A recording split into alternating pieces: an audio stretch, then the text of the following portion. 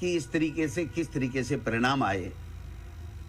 दो निर्दलीय चुनाव लड़े, वो भी एक कारण रहा, लेकिन कहीं न कहीं उसमें हमें गंभीरता के साथ में मनन मंथन करने की आवश्यकता है, क्योंकि हमारे पास में जो मेन चुनाव थे उसमें जो चुनाव जीते हुए थे 4 जगह, झुंझुनू, देवली उनियारा और दौसा, वो तीनों एमपी बन गए।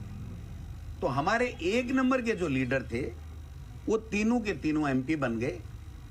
और उपचुनाव में चूंकि हमें सेकंड लाइन तैयार करनी थी और 15-20 साल से वहां पर कांग्रेस के वही एमएलए बन रहे थे जो हमारे एमपी बने, तो उनकी भावनाओं को भी, उनकी अभिशंसा को भी, उनकी राय को भी पार्टी संगठन ने तवज्जो दिया और उसी के मुताबिक हमने यहाँ से प्रस्ताव प्रदेश कांग्रेस कमेटी से भिजवाए और पार्टी आला कमान ने प्रदेश नेतृत्व पे विश्वास करके उन्होंने उनको टिकट दिया।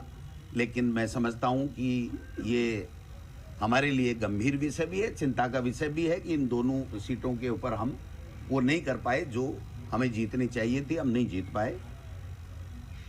11 सीटें एमपी की हम चुनाव जीते, सबने मिलकर काम किया और इस चुनाव में भी हमने सबने मिलकर के काम किया।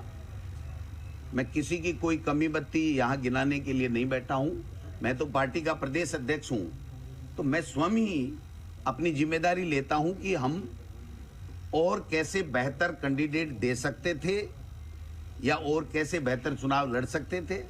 इस दिशा में अब आगे संगठन को मजबूत करके हमको किस तरीके से काम करना है वो चीजें हम लोग देखेंगे। लेकिन ये जो भारतीय जनता पार्टी के नेता बड़ी बड़ी बातें करके मदन राठौड़ साहब जो कर रहे हैं,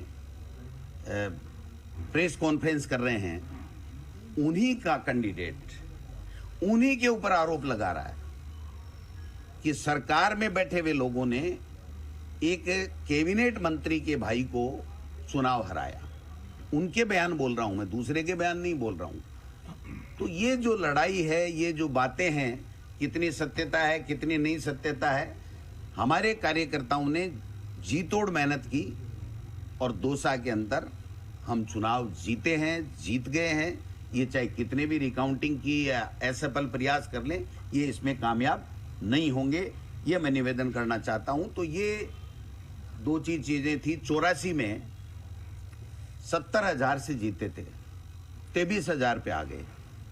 तो ये जो चुनाव होते हैं उपचुनाव, वो लगभग जो सरकार में होते हैं उनके पक्ष में जाते हैं, क्योंकि लोगों को ये लगता है ये 4 साल यही सरकार रहनी है, इन्हीं से हमें काम कराने हैं, ट्रांसफर है, विकास के काम हैं। क्योंकि आप देखिए पिछले समय 9 चुनाव हुए थे, उसमें से केवल एक भारतीय जनता पार्टी जीती थी, एक भारतीय जनता पार्टी जीती थी। एक समझौते के साथ में आरएलपी से गठबंधन था, तो हनुमान बेनीवाल जी के भाई जीते थे, बाकी सारे हम ही जीते थे, तो दूसरा थोड़ी जीता था। तो निश्चित रूप से थोड़ा सा एज रहता है सरकार का, लोगों में ये रहता है कि हमें काम कराने हैं और 4 साल यही सरकार रहनी है। लेकिन मैं ये कहना चाहता हूं कि सरकार ज़्यादा खुश नहीं हो। इस 10 महीने में 12 महीने में उन्होंने कुछ भी नहीं किया है। और आप देख लीजिए, अगर कुछ किया होता तो एक मंत्री, मुख्यमंत्री सारा जोर लगाने के बावजूद भी, इतना बड़ा कद्दावर नेता है, वो चुनाव नहीं हारता। इसलिए आप सब लोगों को धन्यवाद देना चाहता हूं। मेरा मन था, पहले भी था, कि परिणाम कुछ भी आए हम लोग उसको स्वीकार करेंगे और स्वीकार करने के साथ साथ हम लोग इसके लिए समीक्षा करेंगे, बैठेंगे सभी वरिष्ठ नेताओं से, हमारे जिला अध्यक्षों से, हमारे प्रदेश के प्रभारी, हमारे जो जितने भी हमने यहाँ पर टीमें लगा करके जो चुनाव में प्रचार के लिए गए थे, उन सब लोगों से फीडबैक लेंगे और फीडबैक लेने के बाद में हम लोग इसको और कैसे ठीक करके और आगे कैसे इस सरकार को घेर सकते हैं और आगे आने वाले पंचायत राज के चुनाव और नगर निकाय चुनाव में हम कैसे कांग्रेस पार्टी को जीत दिला सकते हैं, इस दिशा में हम लोग काम करेंगे। सर, 7 सीटों में जिस पर सबसे बड़ी हार हुई है झुंझुनू में, उस सीट पर कांग्रेस के नेताओं को दूर रखा गया, ऐसा क्यों हुआ?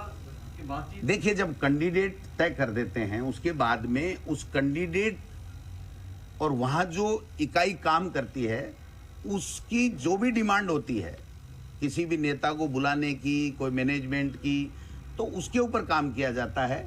तो मैं समझता हूं कि उन्होंने यहां जब आए थे, ओला साहब खुद भी थे और सब लोग थे उनके संगठन के, उस वक्त वो पूरी तरीके से आश्वस्त थे।